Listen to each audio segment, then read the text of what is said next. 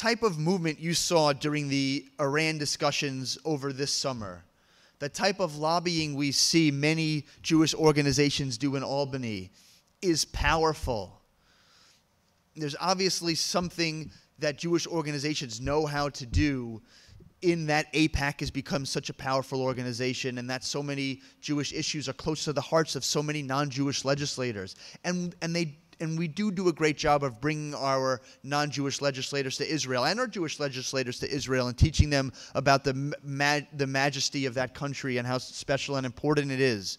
But BDS has not yet risen to that level. Groups don't come from office to office in Albany and talk to legislators about BDS like they do about yeshiva funding and Iran in our capital and so many other important issues. This year, I had the honor of being visited by groups from Yeshiva University because they wanted to establish a center where they are going to be able to promote businesses between entrepreneurial incubator between Israel, companies in Israel and United States students. They came and visited every office, and right they should, and I think it's going to be funded, and it should. But no one came, or thank you, but people did not come around about BDS because the consciousness is starting to rise. And in just a very short amount of time toward the end of session, the resolution was introduced about which I was speaking on screen earlier. And Cindy, I do appreciate you showing that because I was going to give it again, but once you do it well, God willing once, But what I'd like to say is that people from all over our state got up and spoke in favor of Israel. People from upstate and downstate. And let me be the one that's proudest to say it's not Democrat and it's not Republican. It's not a partisan issue. And if you can't stand up and call this what it is, I don't care what party you're from, you don't belong to be in office. And we had tons of Democrats and tons of Republicans stand united on this issue and get that resolution overwhelmingly passed. One person out of the Assembly, out of 150, spoke out against it and voted no. So you have a vote of 149 to 1 in our state assembly, and that made me very proud that day to wear that pin.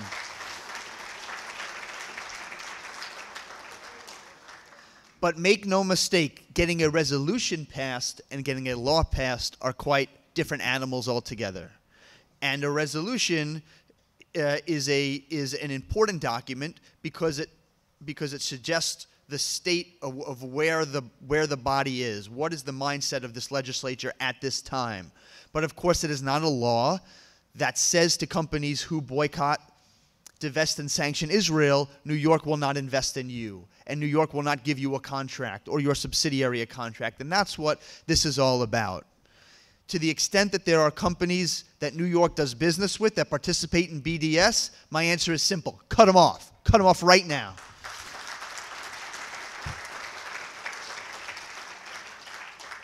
And so that's what needs to happen, and that law needs to get passed, and that is going to take a lobbying effort. It's going to take a lobbying effort by myself and like-minded legislators, and we have some very good ones in this area who care very much about this, and it's going to take a grassroots effort. Our democracy is not all that complicated. I think sometimes with all we hear about campaign donations and fundraising, and believe me, there are problems, and believe me, it matters, but at the end of the day, our democracy works. When a lot of people get very loud and very angry, officials can't fall over each other enough to do the job that the people ask them to do. And if your voice and this type of showing manifests itself in Albany, I guarantee you that the momentum will be too tough to turn around and we will get BDS legislation passed. One quick interesting point. When I do talk to some government officials about this, they give me an interesting response, which is, you show me the companies doing this and we'll see if there is a problem worth tackling. And of course, my view is other states, Tennessee, Illinois, have already passed this law. New York has always been known as a leader. no matter what it is, from the time of Al Smith to now and leading on progressive legislation. And progressive doesn't always mean government regulation against business. Progressive should mean stamping out anti-Semitism, shouldn't it? And so my first answer is saying, why don't we have a law? And if then someone wants to do it, then they can't. But to the extent that they want us to produce this list, that is something that we are working on putting together with now. And we're going to be talking with other states, and we're going to be talking with the Jewish Community Relations Council and some other organizations to help put together this list. Because if different offices want to see a list of those who are doing this, then that's what we'll have to give them, and certainly on college campuses as well. So what I could tell you is the momentum is good, the wind is blowing in the right direction. That we've been unafraid to call this what it is and take a stand is encouraging, but to getting a law passed will take more. But I will not be sitting in the back seat behind Tennessee and Illinois while we, in our great state, with all we've done for our American Jewry, are going to be spinning our wheels. So I look forward to coming back here at a future time with more progress, and I know that I can count on all of you to help push with me. So thank you so much for having me here tonight. It means a lot. Thank you. I'll have to tell you that the problem with the BDS movement, a lot of its power, a lot of its moral justification, let's call it that, starts at home, starts in Israel. Start with a lot of organizations, dozens and dozens of organizations that are doing BDS activity. And luckily, the Israeli legislator, the Knesset, finally realized that we have to tackle this problem, first of all, at home. We cannot keep looking outside to the world and tell the world, you have to stop the BDS movement when we're not doing anything. We're not making any statement in the Israeli judiciary system at all about the BDS. So the Knesset finally legislated what is known as the boycott law in Israel. It's an anti-BDS law. And that day, probably 5 minutes after the law was passed in the Knesset, about 10 organizations filed a high court petition saying that this law is unconstitutional, that it's violating human rights, that it's violating freedom of speech, the spiel, right? And I knew this was coming, but I was very angry, and I saw their arguments. And I gave a call to the Attorney General's office, and I wanted to see what the State of Israel's reply is going to be in the Supreme Court. And when I got the reply, I realized that there are certain things that are lacking in that reply, and that is the moral arguments in terms of law, of international law, this global vision of looking at the BDS movement that is lacking in the response. And I wanted to come and let's say, give a hand to make those arguments in the Supreme Court of Israel. That's how I started with the Legal Forum, and I came to them. I was a relatively young lawyer, and I said I was volunteering for them. I said I want to file an amicus brief. I want to present my arguments in court, and they were happy to let me do that. And let me tell you, just in a nutshell, the arguments that I am making against the BDS movement. First of all, they always talk about freedom of speech. We have the freedom of speech. We have our political views. Israel should do this. Israel should not do that. Israel should withdraw to this. Israel should give up. Okay, so I always say, you are the democracy of the State of Israel is allowing you to hold whatever opinion you have. You are completely entitled to your opinion. If you think Israel should do this, should withdraw to that line, or give these rights or that rights, you're within your rights to say it. You're within your rights to go and come election day to vote for whoever you like. You are free to speak. You are free to demonstrate. You are free to go in the media, on social media, say whatever you want. But it is not an inherent right to violate other people's rights. It is not your inherent right, in the name of your freedom of speech, to prevent other people from their rights to make a living, from their right to an education, from their right to culture, from their right to freedom of movement, to their right to live wherever they want to live. It is not within your rights. So please let us, this is one of the arguments that I made in front of the Supreme Court. This is not a matter of politics, and this cannot be cloaked under the pretext of freedom of speech. This is about human rights, and this is about the big picture, and this is about thousands and thousands of Palestinians that are being employed in Israeli factories and businesses all over Israel, and this is one of the arguments, and it is about human rights. And the second thing that I said in front of the Supreme Court is this. If you look at these 10 organizations that filed the petition, and you go into their websites and you try to see what it is that they're saying to the world, okay? They're saying to the world, we are Israelis, we are on the ground, we know, we are taking the high road here, and please boycott these and these companies. So you look, for example, there is an organization called Women's Coalition for Peace. Please look it up, Women's Coalition for Peace. And Women's Coalition for Peace has a very famous or infamous, if I may say so, websites called Who Profits from the Occupation? I'll give you a few examples. First of all, you'll be very happy to know that there are hundreds and hundreds of businesses listed there, starting from your family bakery in the corner that barely makes a living, until all the banks in Israel, all the gas companies in Israel, all the cellular companies in Israel, all the big pillars of the Israeli economy are listed in that website, and they're urging the population of the world to boycott these companies, okay? So, for example, why the banks? Why the banks? It's enough that you have an ATM, okay, somewhere beyond the 67 borders, that it justifies boycotting the banks, all the banks, okay? An ATM, all kinds of banking services obviously are being provided to citizens. Why the cellular companies? Okay, they have antennas. People that live beyond the green line can use those antennas. But even more severely, the worst crime that they are committing, the cellular companies, is that they are providing service to the soldiers, the IDF soldiers, that are serving in those areas, protecting the population. And while protecting the population, they're using the antennas and using the cell phones. That's their crime. Why the gas company? For the same reason. They're giving gas to the population, they're giving gas to the IDF. Anyway, bottom line, guys, this is not about freedom of speech, and this is not about human rights. This is about taking down the pillars of the Israeli economy. This is about destroying the Israeli economy. Can you imagine if the world really would boycott one day all of the banks, all of the gas companies, all of these big companies in Israel? How would our economy survive? And this is what we need to expose. This is what's really going on beyond the BDS movement. So we turn to Europe today, and we see what the Europeans are planning. The Europeans, according to what Mugurini said just a few days ago, are about to issue new guidelines to start labeling all the products that come in from behind the 67 lines. So let me ask you one question, okay? How would this work? How would this work, okay? If you have a factory, let's say you have a factory that it's manufacturing something and it's sitting in Tel Aviv. But some of the parts, maybe one part out of the whole thing, okay, is manufactured somewhere in East Jerusalem. Should you label it? Should you label it?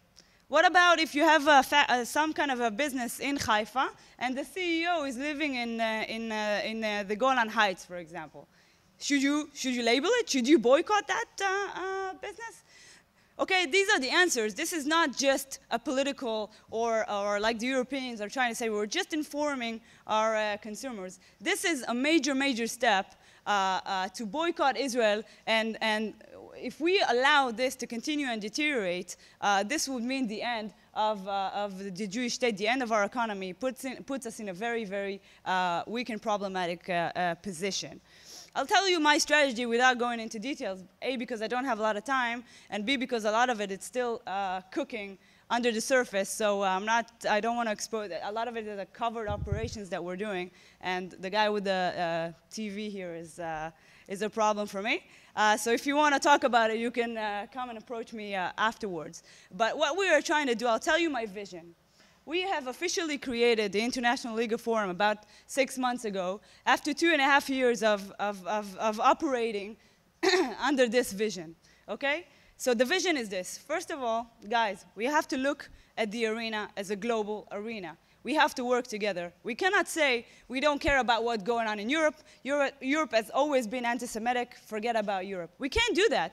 The Europeans, they still have seats on the Security Council, and they are still the #1 trading partners of Israel. We still rely on them for our economy. And we cannot let just, you know, anti-Semitism cloaks as human rights arguments grow and fester in different parts of the world. We need to look at the big picture, and we have to work everywhere that there is anti-Semitic activity and everywhere that there is a BDS. I wanted to share something that's very sad. When I go to Europe, and I go to Europe a lot because I do a lot of work in the European Union, and I learned 2 things. First of all, we were never present there. No one really has ever done anything to actually protect in Europe the Jewish population or the state of Israel. So we're sitting at home, you know, watching the TV, complaining and complaining and complaining, but we were never there. We never did anything. So first of all, I want to tell you that when I'm in Europe, when I'm meeting the Jewish community, it's not like here. People are not walking proudly saying that they're Jews. People there, when I see the Jewish population there, I can only imagine with great grief how my grandparents must have felt in the 1930s walking in the streets of Europe. That's how they feel. When they walk in the streets, they take down the kippah, and they are very frighteningly trying to cross over, and only when they get to the synagogue or to their house, they put back the kippah out of fear of being attacked. This is what's going on in some parts of Europe today. So first of all, we have to understand that everything is linked together. Israel, Europe, the United States, South America, Australia, everyone, we're all, this is a global world today.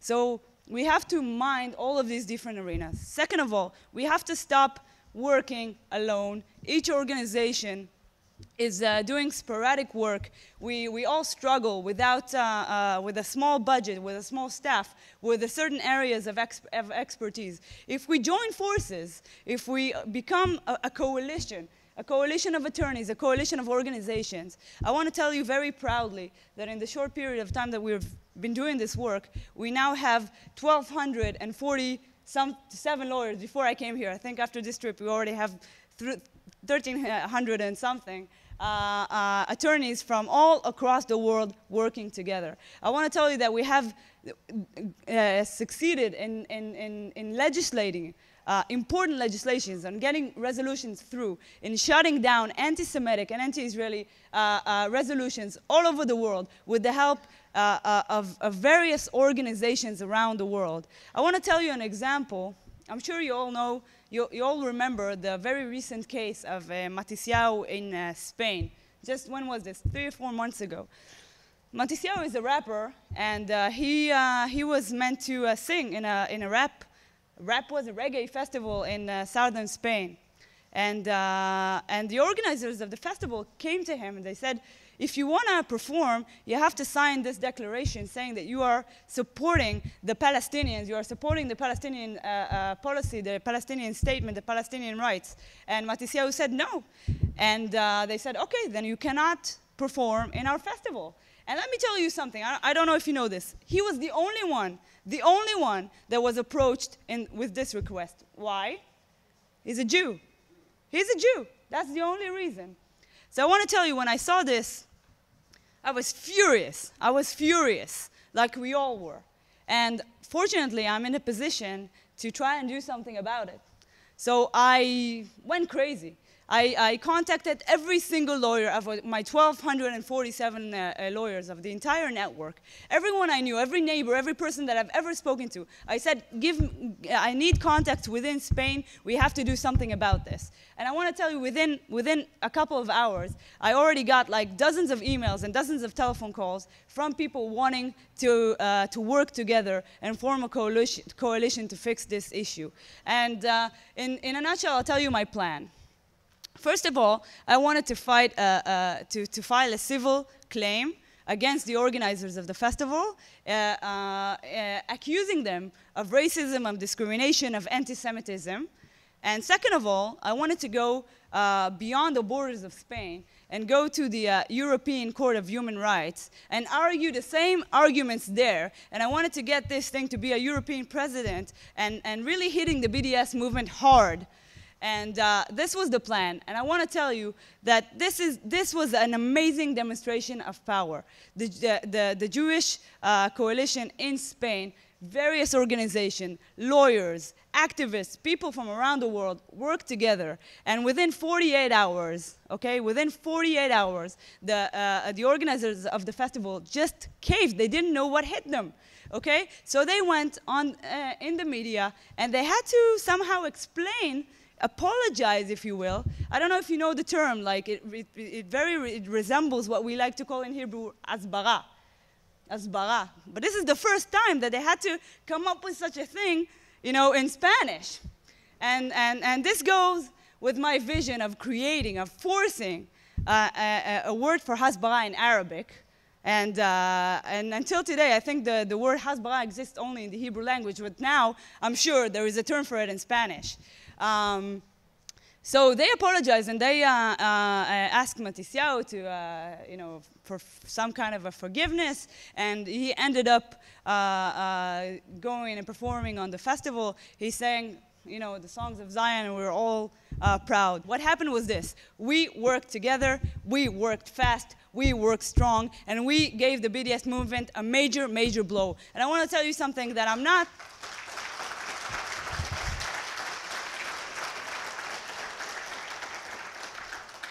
not so sure they're going to come back to Spain anytime soon and try their luck there. I'm not sure. And this is the way to do it. This is the way to do it. We need to be creative, we need to be fast, we need to be strong, and we need to work together. And I strongly believe, and I want to tell you this, I think it's very hard to find a Jew, or maybe even an Israeli, that is optimistic, okay? I'm optimistic. I'm optimistic, and I'll tell you why. Not because it's not hard, not because it's not horrible, not because I'm not seeing all the anti-Semitism and and I walk the corridors of the European Union and I see hundreds and hundreds of lobbyists and lawyers and human rights organizations claiming to work in the name of human rights. That's not why I'm optimistic. I'm optimistic because we woke up. We woke up. We now have our own NGOs. We're working strongly. We are smart about it. And I really, truly, strongly believe that with all your help, we will win this battle at the end. But I want to be straight up with you because you know that's Curtis Sliwa, right? That's why I've been stabbed and shot, and people have tried to knock my head off of my shoulders with baseball bats and pipes. I am an anti-Semite. It's in my DNA. I'm a Gentile. I don't care how hard I try. I go to shul synagogue, right, with my two sons. Everyone's davening there. Naturally, the Weisenheimer in me says to the rabbi and to the cantor, hey, can I come up to the beamer? No chance of that. Why? My checks are good, right? I pay for the kids' education, religious education. No chance, unless you see the moil. The moil and the pinprick. I said, no, that ain't happening. That is not happening. I'm not happy the way I was born, RC, as we were told, real Christians, Roman Catholic. And why should all of a sudden I want to flip the script and join another religion, right? Although I got to tell you, you Jews, you did the heavy lifting. You know, our God, he was lost 40 days in the desert. You guys, you were lost 40 years in the desert, schlepping around the Old Testament. No wonder why so many of the guys have double hernias nowadays. That's in your DNA. But we have to strongly discuss and openly discuss things that Jews can't say. You say that, and people say, oh, they're kvetching. Oh, they're always complaining, these Jews. I remember I went to the Times Square rally, you know, against the Ayatollah. The Ayatollah is now saying he really didn't mean it, you know, kill all the Zionists, right? We know what that's code language for the Jews, right? Oh, the Zionists. Hey, it's a figure of speech. It's like when Yasser Arafat said, oh, wait a second, the Intifada, it's religious, has nothing to do with actual physical violence, right? Get out of here. But all I saw were a whole bunch of Jews on the stage, and I saw a lot of people with yarmulkes out there in the crowd, and I said, where are the Gentiles? Hey, you don't have Gentiles speaking up for you. Then forget about it. You can bag and tag it. Because I got to tell you, there's a big difference between Israel, where I've spent a great deal of time. Also got in quite a bit of trouble with some of the Israeli ladies. Maybe that's what's led to so many of my family issues. But I got to tell you, it's fire in Israel, and so many Jews here in America are feckless and weak. They fold like cheap cameras. They're schlubby. They're nebbishy. Oi, oi, oi, oi. Hey, it's time to toughen up. It's time to have a set of onions. It's time to realize you are targeted. And in our DNA, we get those flashbacks. And I'm not talking about Good Friday when all of a sudden we think CK Christ killers. Look, today I was in Middle Village with the Guardian Angels, marching with the veterans in advance of Veterans Day. They stopped at Christ the King High School to give the award. CK, that's the nickname, CK. As I was taught by the Josephite nuns, the Irish nuns at St. Matthew's on Eastern Parkway and Utica Avenue, they taught me two things. They said Jesus Christ, our Lord and Savior, was killed by the Jews. Now, they also told me that St. Brendan the Navigator discovered the New World and not Christopher Columbus.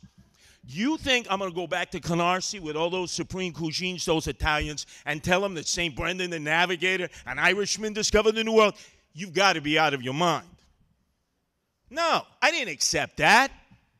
And this nonsense about, oh, it's all about killing Christ, and it wasn't Pontius Pilate or the Romans, it was the Pharisees. Nonsense. We were taught in our religious class or catechism class, if you didn't go to Catholic school, that Jesus Christ, our Lord and Savior, died to cleanse the sins of the world.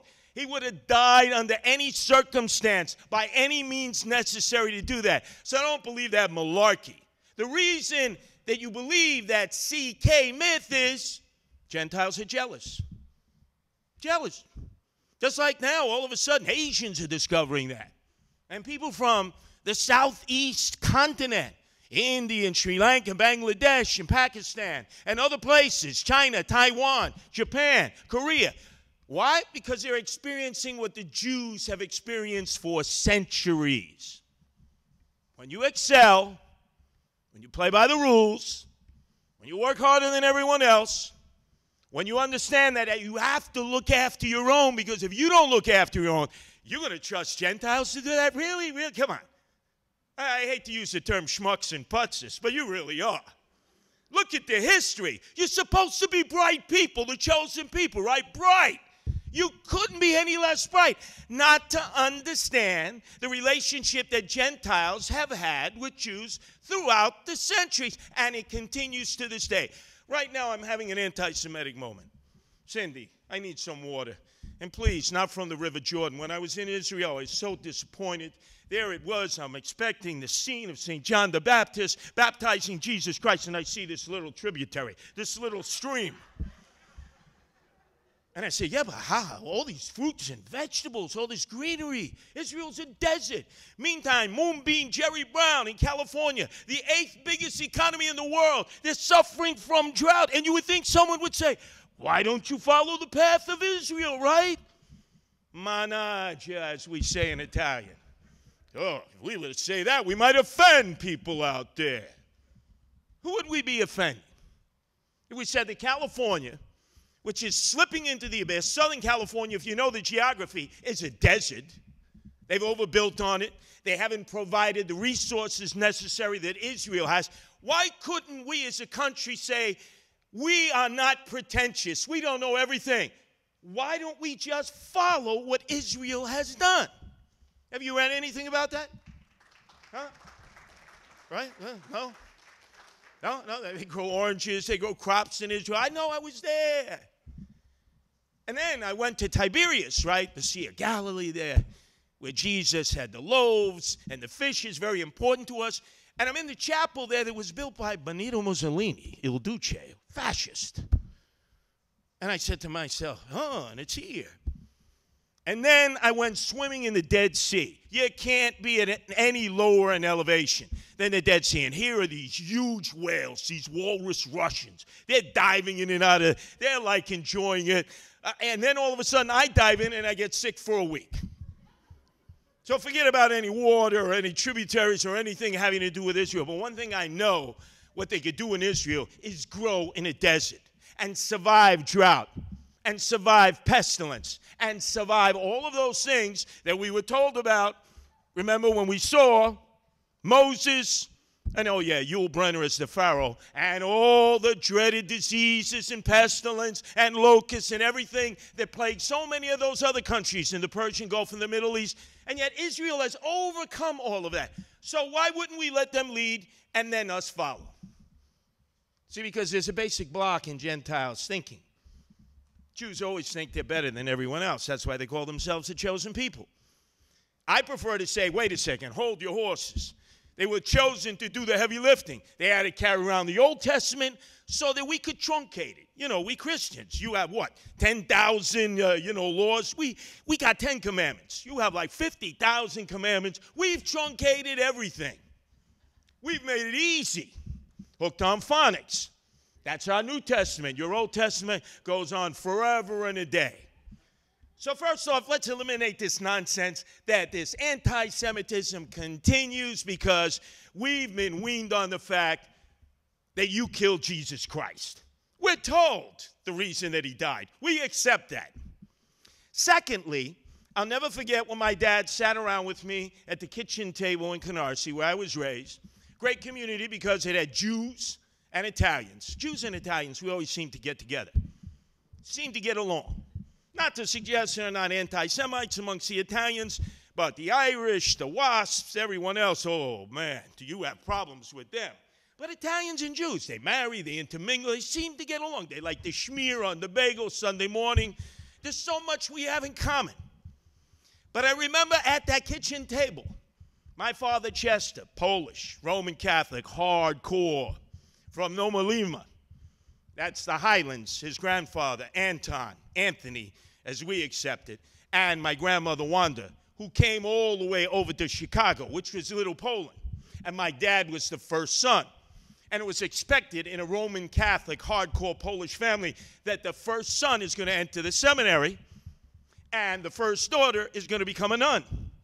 And you can imagine what my dad said to my grandfather and grandmother. You must be out of your mind to think I'm going to be a priest. And he went out and became a merchant seaman for 46 years. He sailed the mighty seas to get away from that obligation because he had questions about his own religion.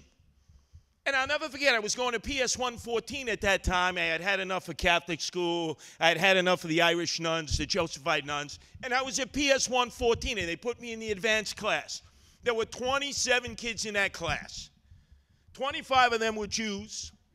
There was Sliwa, nobody could pronounce my name. It was Saluva, Saliva, whatever.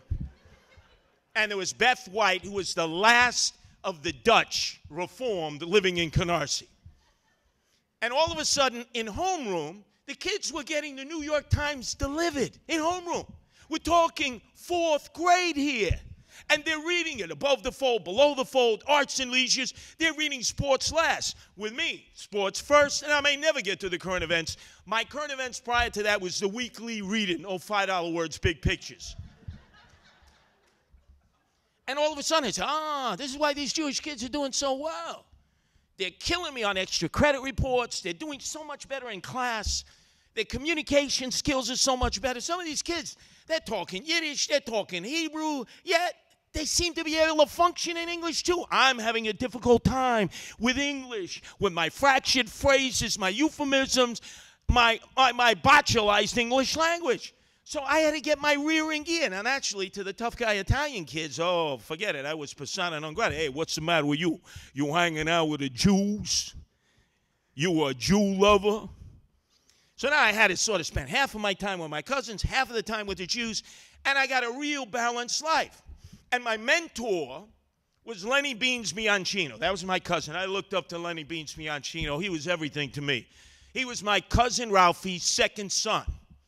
Now, Joey was his first son. He was the oldest. And then this should have been a clue to me. His twin daughters were Loretta and Rebecca. I had never heard of any Lorettas or Rebeccas in Italian households. And then there was Lenny Beans Bianchino. He was a shorty short. He was a little shrimp. but one of the toughest guys who ever lived. That's why when I say tough, right, I tell a lot of the Jews out there, because, you know, they're all academics, they have pearls of wisdom dripping from their lips. They say, we don't want to be like the street goy, you know, like you, Curtis. Really? Do you know that Jake LaMotta, one of the toughest guys to ever get in the ring, was a Jew? Oh, no. Yeah. His mother was a Jew. As you know, you're born, your mother's a Jew, you're a Jew. Not Jake LaMotta. Yeah, Raging Bull, one of the greatest films ever made. De Niro was in the ring, and trust me, I realized the guy was partly a degenerate in some ways, but in the ring, I wouldn't mind being like the Raging Bull in the streets. I might have avoided getting shot 5 times, stabbed up, hit with baseball bats and pipes, if I could fight like the Raging Bull. And he was a Jew. How many people know that he was a Jew? Did you know he was a Jew? How come? Yeah, how come? In Israel, hey, everybody's like the Raging Bull. Every guy I met, and the gals. I mean, I was listening to you, Miss Segal, there. I don't know if you're called for right now, but boy, I'd be willing to get involved in a 5th marriage. This is fire. This is what you call toughness. This woman is up here speaking. I'm like, whoa, I want to shrink. I want to become a little nebbishy and schlubby. God, if you ever do get married, now I know why Jewish guys die a lot earlier than their women. Tough with a capital T.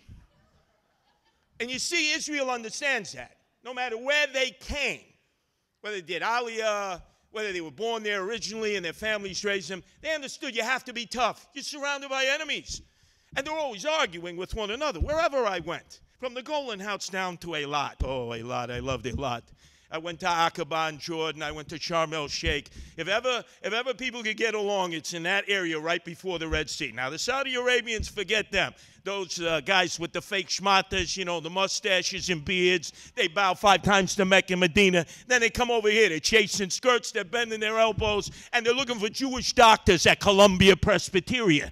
So when all of a sudden their congregants say, what hospital were you in? Columbia Presbyterian. Who operated on you? A Presbyterian. There are no Presbyterian doctors in Columbia Presbyterian.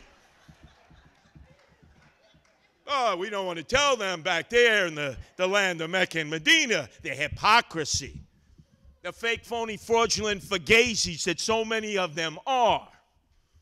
And there are a lot of Jews who don't speak up. I've talked to Jewish doctors, yeah. We operated on princes from the Gulf Kingdom, Bahrain, Dubai, Oman, Saudi. Why don't you tell everybody that? Oh, no, hush, hush, mush, mush. Let everybody know how it's a double standard. How they want to live. And they go to the best, not like the rest. And their people are kept ignorant. They don't educate them. And they feed the beast with anti-Semitism every chance they get. And I can identify with some of that because I've heard that. But let me get back to Lenny Bean's Bianchino. Because part of the problem is the self-hating Jew. And who would know more about self-hating Jews than me, Curtis Sliwa? What a shanda I deal with every day, that Ron Kuby, whose mommy is a commie.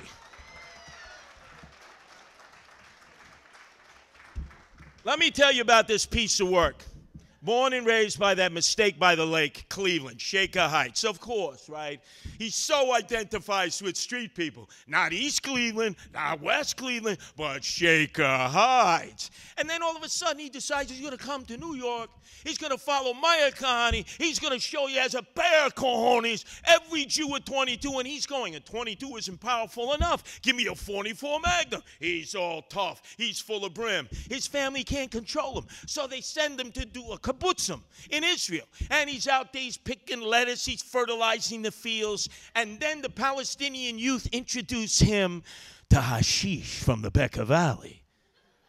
And all of a sudden, the hashish is making love to him. And the Israeli officials catch him. And actually, what do the Israeli officials do? You come here, you smoke, you smoke hashish, you violate our laws. We're kicking you out of Israel forever. Good riddance. So now, I guess he has a complex about that.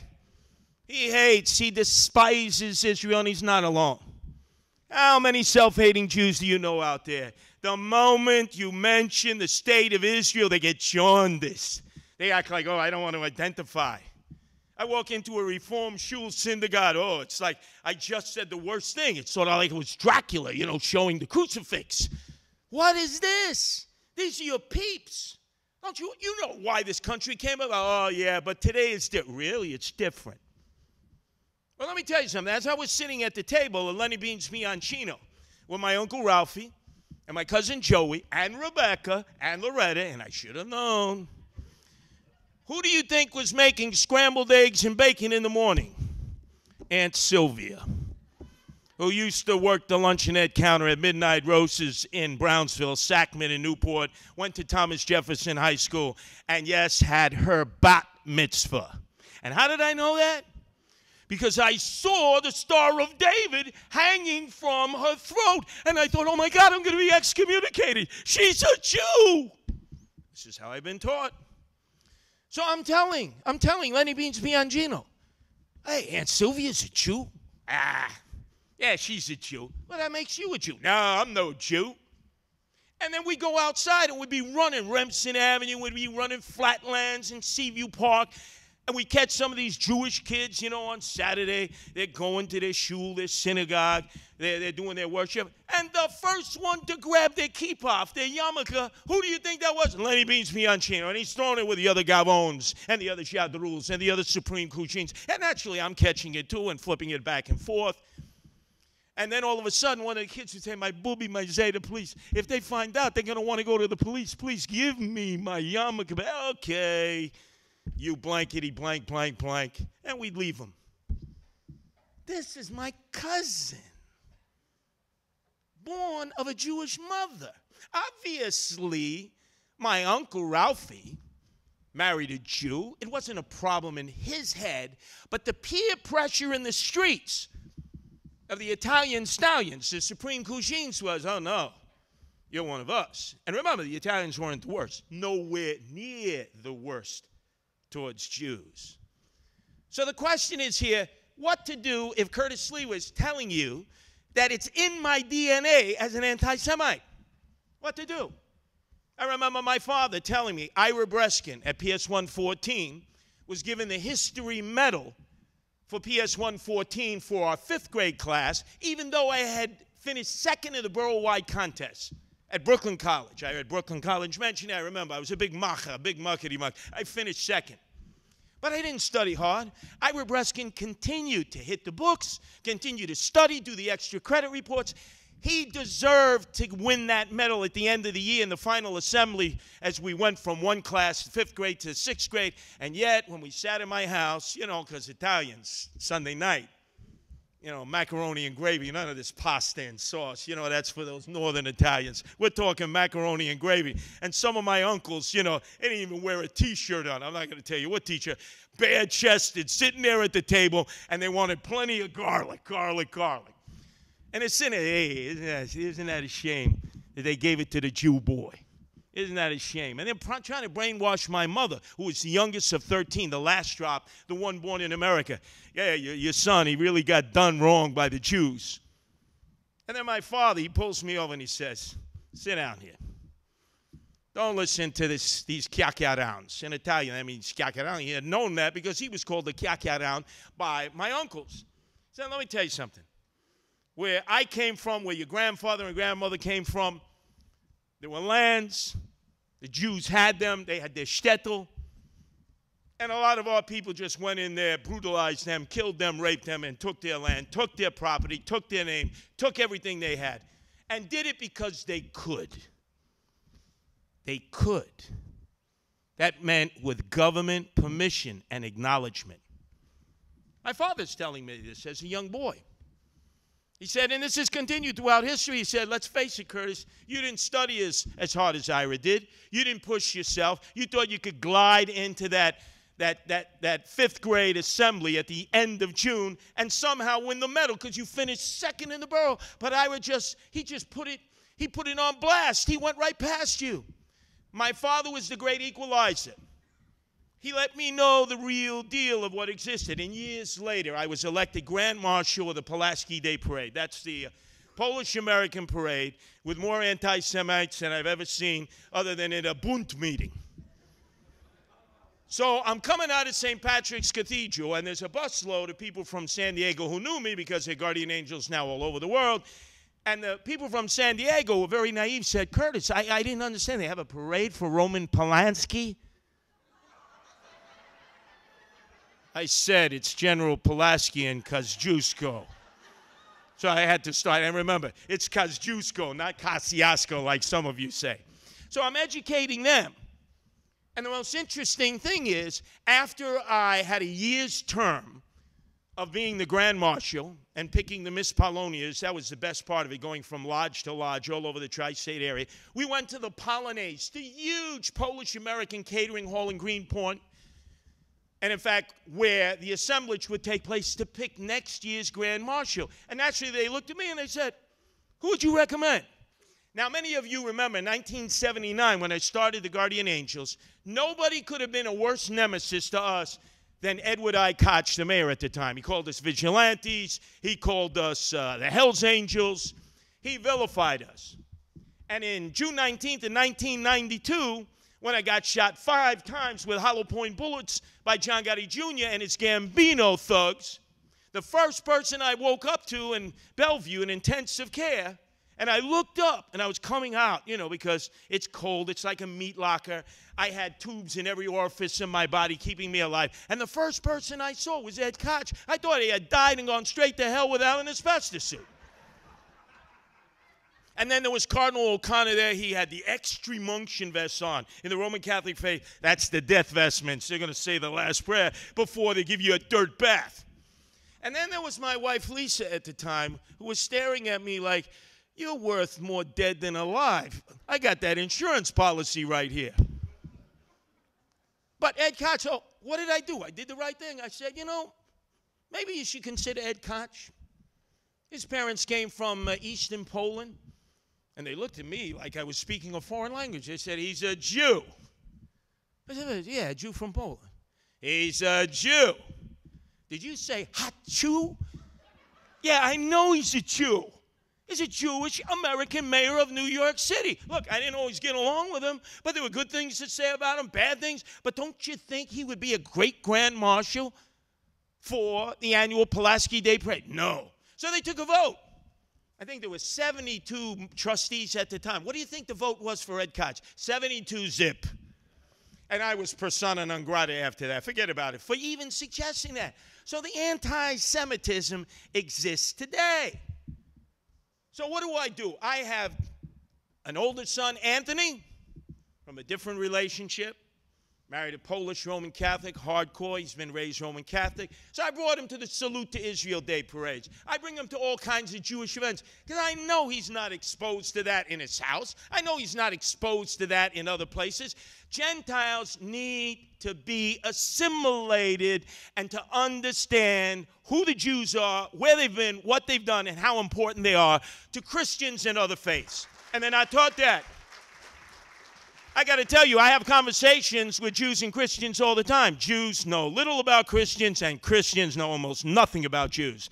And the Holy Rollers, the evangelicals, they're very supportive of Israel, but understand on the day of rapture, the final day, when your Mashiach comes, although they're betting it ain't going to be the Mashiach, but RJC, guess what? If you don't convert, off with your heads. We jihad you. Did you know that? Did you know that? Oh, yeah. Oh, man, please.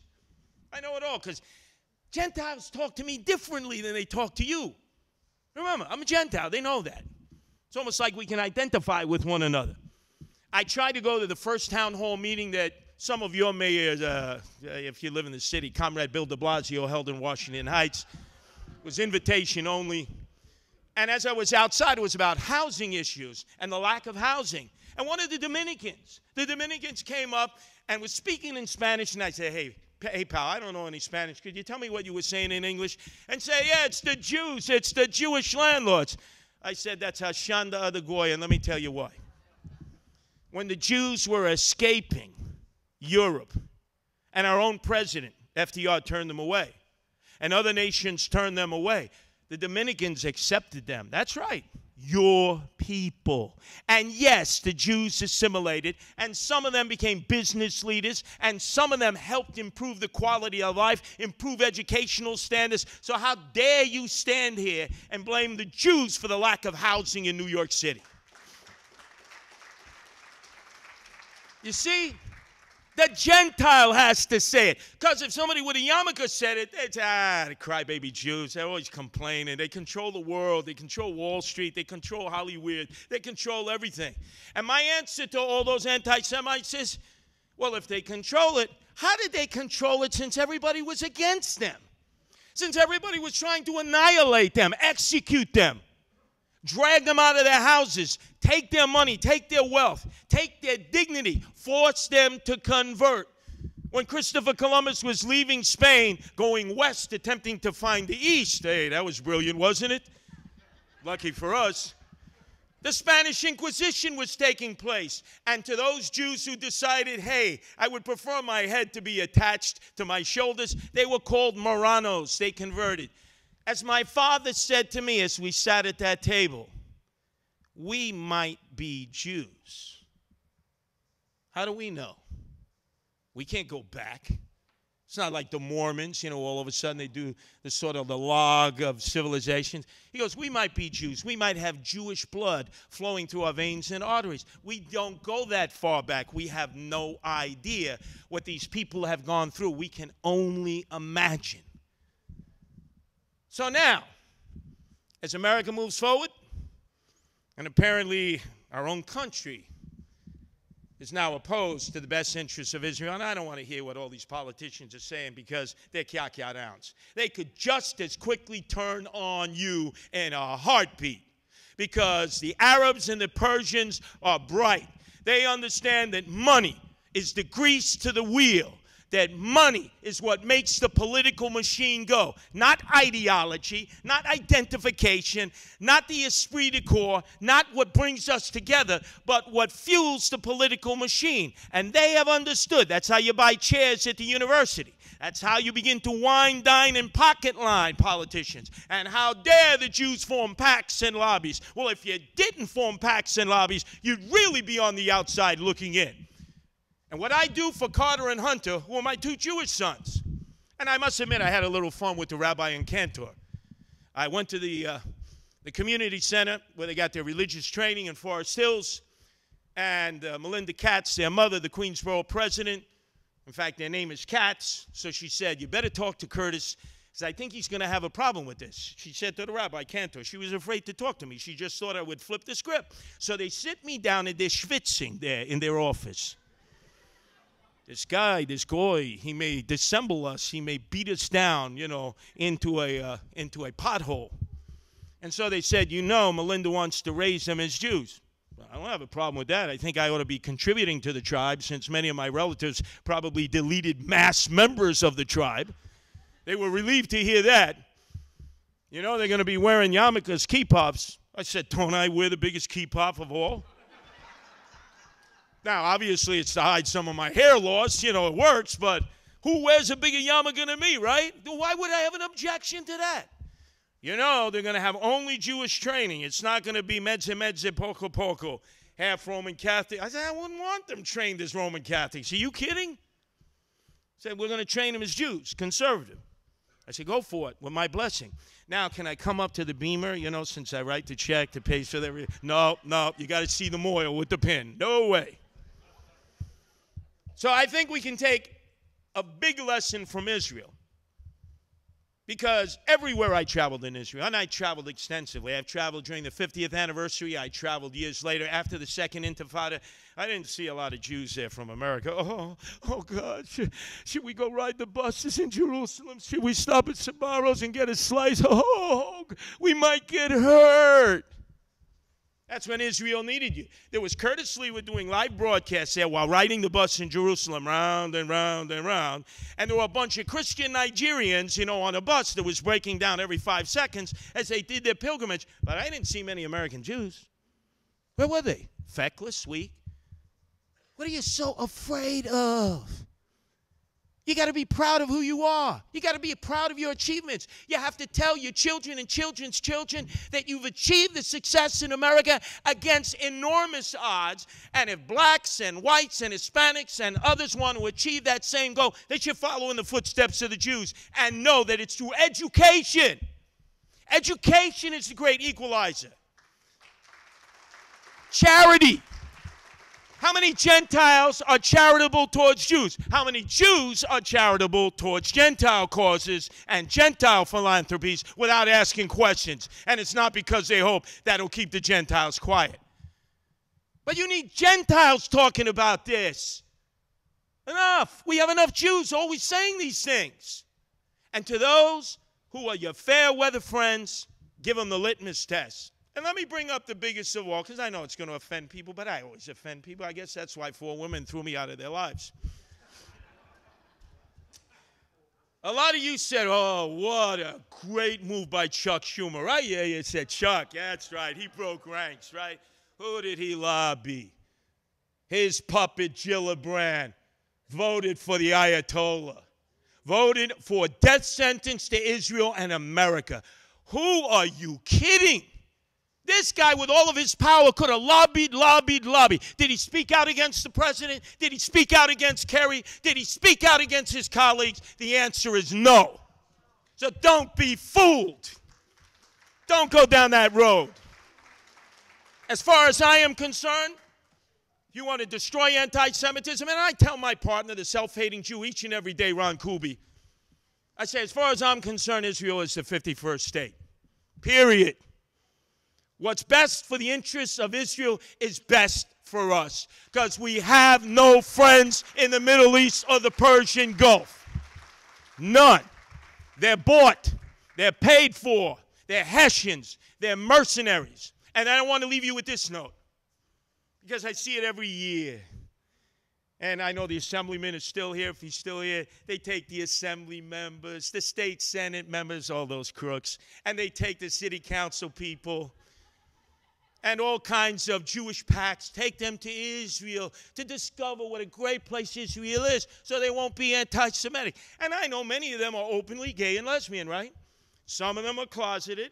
They want to stay closeted. That's their choice. I would say to them and say, get on that El Al jet. Show me a place in the Arab world. Show me a place anywhere in the Persian Gulf where a gay or lesbian can openly live their lifestyle without getting stoned and killed and destroyed. And if that happened here in America, you would all be marching in the streets. But you stay quiet when it happens in the Middle East and the Persian Gulf. And when you go to Tel Aviv, you see a gay pride parade each and every year. You see the gay flag. That's right, the tricolor flag. I know, I've been in the EDM clubs. I love EDM. And in Israel, gays and lesbians are not only protected, they are equals. And how many Arabs and Persians have fled to Israel who are gays and lesbians to seek sanctuary and freedom? And stick that up, the progressive Turkish, and see what they say then. Don't let the anti-Semites win. And most importantly, raise your sons and daughters to be tough. My son, Hunter, Melinda named him Carter. Oh. I said, Melinda, I know you're a Mets fan, and I do hate Mets, and I had Met fans. But I named him after Gary Carter, number 8, the great catcher, 1986, the world champions. I said, nobody's going to think that. They're going to think you named him after President Jimmy Carter. My kid's got to walk around with a kippah on. People thinking, you were named after Jimmy Carter, who hates Israel and Jews? So finally, I had a little leeway. My youngest son, Hunter 4, is Hunter. Because you have to hunt, not be hunted anymore. I won in that argument. And Jews in America need to be like Jews in Israel. And understand that we Gentiles, we're fair weather friends, so always watch your back. Thank you.